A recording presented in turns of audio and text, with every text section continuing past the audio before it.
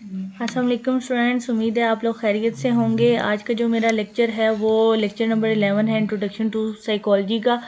और इसमें हमने जो है वो कॉग्निटिव डेवलपमेंट के बारे में पढ़ना है। लेक्चर स्टार्ट करने से पहले आप हमारा चैनल सब्सक्राइब कर दें अगर आप हमारे चैनल पे नए हैं, ताकि अपकमिंग सारी वीडियोज़ आपके साथ जो है वो अपडेट होती रहें और आपको उसकी इन्फॉर्मेशन मिलती रहे। मज़ीद आपने जो है वो प्रिपरेशन के लिए हमारा ओपन ग्रुप ज्वाइन करना है तो आप उसको भी ज्वाइन कर सकते हैं, सही है।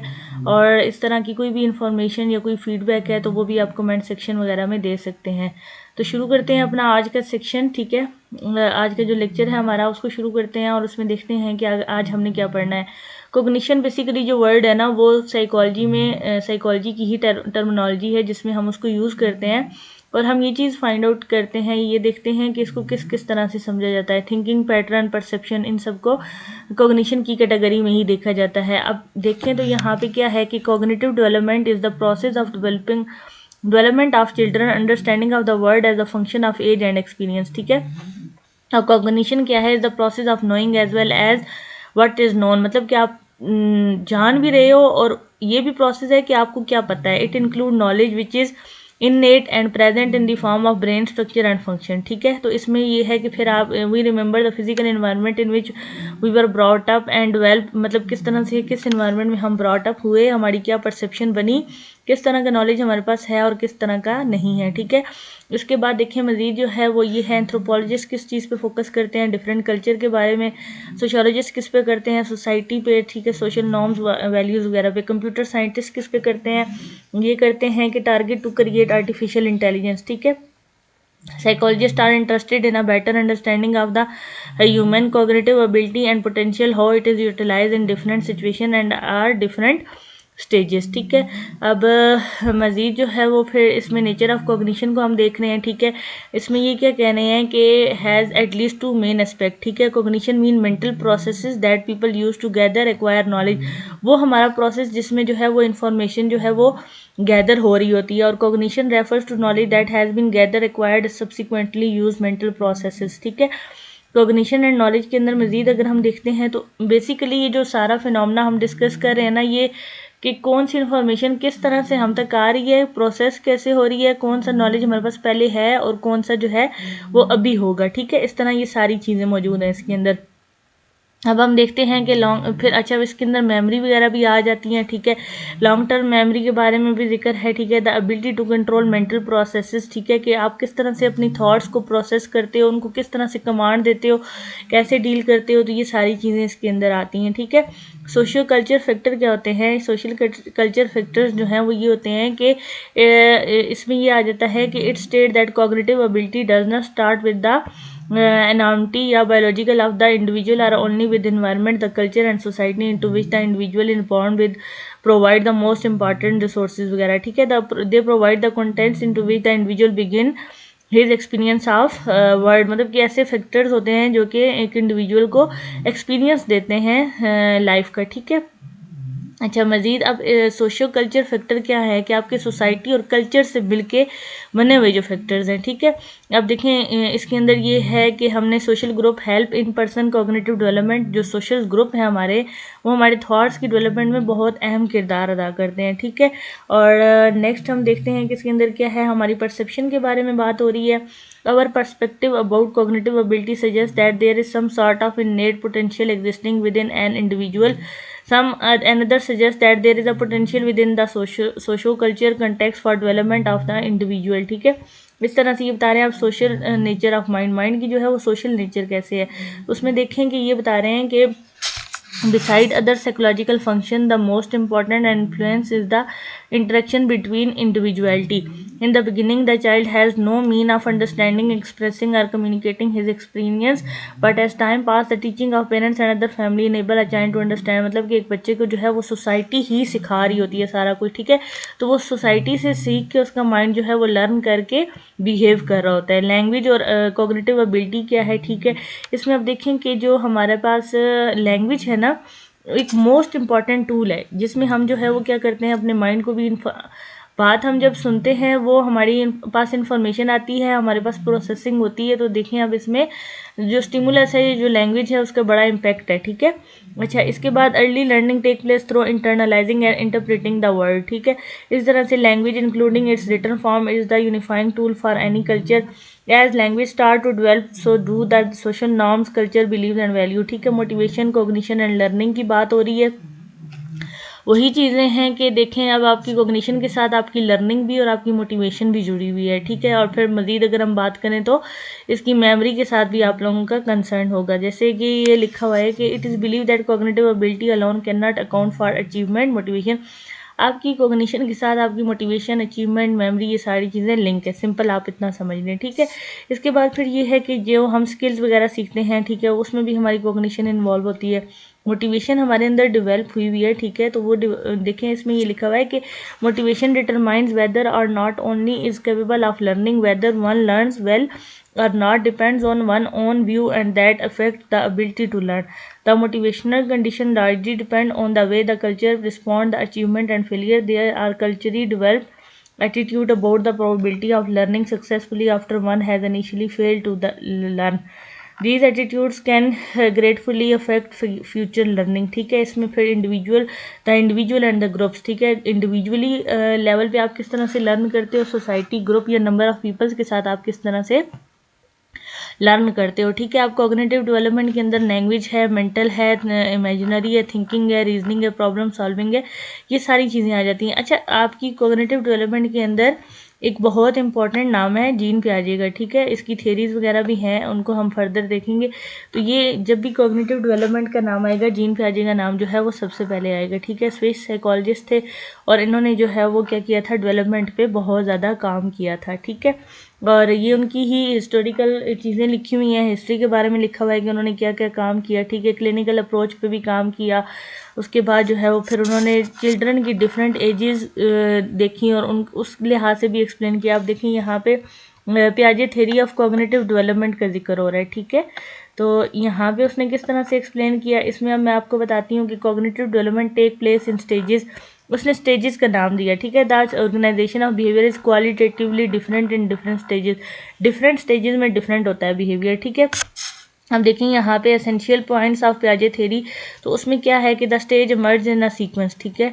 और इसमें की टर्म्स इन पियाजे मजीद उसमें बता रहे हैं कि उसने क्या किया कि एग्जामिनेशन, अकोमोडेशन और स्कीम्स की बात की। अब एग्जामिनेशन में क्या है कि incorporation of new knowledge into existing schemas, meaning the modification of the child existing schema incorporate new knowledge that does not fit in the schemas pattern of action that are involved in the question structuring of knowledge, for example grasping, throwing and rolling, ठीक है। अब ये उसकी जो चीज़ें उस grasp करने की, किसी चीज़ को फेंकने की या रोल आउट करने की बन रही है, तो ये पैटर्न उसने कहाँ से सीखे, पैटर्न ऑफ एक्शन, ठीक है। तो उन चीज़ों की बात हो रही है। मज़ीद देखें कि उसने जो है वो ये चार इम्पॉर्टेंट है बहुत ज़्यादा, हर लिहाज से। हमने कॉग्निटिव साइकोलॉजी में भी पढ़ा, डेवलपमेंट साइकोलॉजी के अंदर ये स्टेजेस इंपॉर्टेंट है, sensory motor, pre operational, concrete operational stage और फॉर्मल स्टेज, ठीक है। अब इसमें एज भी है, इन्फेंसी 2 ईयर, सेंसरी मोटर की बात कर रहे हैं, ठीक है। एक मिनट में यहाँ से आपको, अच्छा अब देखें इसमें ये फिर है मेजर करेक्टरिस्टिक्स क्या है, थॉट्स। जब 2 ईयर्स का बच्चा है तो उसकी थॉट्स या स्कीमास क्या होंगे, कंफ्यूज होंगे, ठीक है। डेवलपमेंट ऑफ ऑब्जेक्ट परमानेंस, ठीक है, उसको ये लगेगा कि जो चीज़ उसके सामने है वही परमानेंट है। उसकी मोटर स्किल्स जो है वो डेवलप हो रही होंगी, ठीक है। अब हम जब मज़ीद बात करते हैं कि हमारे पास आती है जी प्री ऑपरेशनल स्टेज, तो वो उसका ड्यूरेशन क्या है, 2 से 7 साल का, ठीक है। उसमें मेजर करेक्टरिस्टिक्स क्या है, रिप्रेजेंटेशनल थॉट्स होती हैं, डेवलपमेंट ऑफ लैंग्वेज होता है, सिंबॉलिक थिंकिंग होती है, ठीक है। और थिंकिंग जो उसकी होती है ना वो ईगो सेंट्रिक होती हैं, ठीक हो गया। अब कंक्रीट में क्या है, 17 to 11 ईयर्स होते हैं, ठीक है। मेजर करेक्टरिस्टिक्स होती हैं जिसमें उसका जो है development of conversation and mastery of concept उसके थोड़े से बेहतर हो जाते हैं। फॉर्मल जो होती है वो फिर 11 ईयर्स या 12 ईयर्स तक जाती है। और इसमें मज़ीद क्या होता है कि एब्स्ट्रैक्ट के साथ जो है वो उसको एब्स्ट्रैक्ट चीज़ें समझ आना शुरू हो जाती हैं। फिर एरिक एरिक्सन, उसकी भी इंपॉर्टेंट थ्योरी है, ठीक है। उन्होंने डेवलपमेंट पे बहुत ज़्यादा काम किया है, ठीक है। अब पियाजे का जैसे मैंने जिक्र किया ना, तो उनकी ये चारों स्टेजेस आपको अच्छे से पता होनी चाहिए और एज रेफरेंस के साथ भी, ठीक है। अब यहाँ पे देखें उसी तरह से पुराने तरीके से एरिक एरिक्सन की भी सारी हिस्ट्री बता रहे हैं, ठीक है। 8 स्टेजेस ऑफ मैन उसने डेवलप की थी, ठीक है। एमसीक्यूज़ के लिहाज से आपको ये पता होना चाहिए। और इसके बाद नेक्स्ट क्या है कि नेक्स्ट उन्होंने जो है वो किस पे काम किया, Erikson psycho social development stages की जिक्र किया उन्होंने, ठीक है। तो वो आपको पता होनी चाहिए, ठीक है, जैसे कि autonomy versus shame and doubt, ठीक है, इसके बारे में। ट्रस्ट वर्सेस मिसट्रस्ट, ठीक है। इस तरह उन्होंने फिर इनको कैटेगराइज किया, ठीक है। अर्ली चाइल्डहुड के बारे में भी एक्सप्लेन किया। तो ये बेसिक चीज़ें ना आपको इनकी थेरीज के रिलेटेड पता होनी चाहिए, ठीक है। इनिशिएटिव वर्सेस गिल्ट है, ठीक है। फिर वो 3 से 6 साल की एज में होता है, ठीक है, लेट चाइल्डहुड में होता है। फिर नेक्स्ट क्या है हमारे पास, industry versus inferiority, 6 to 11 years तक का ड्यूरेशन है इसका, ठीक है।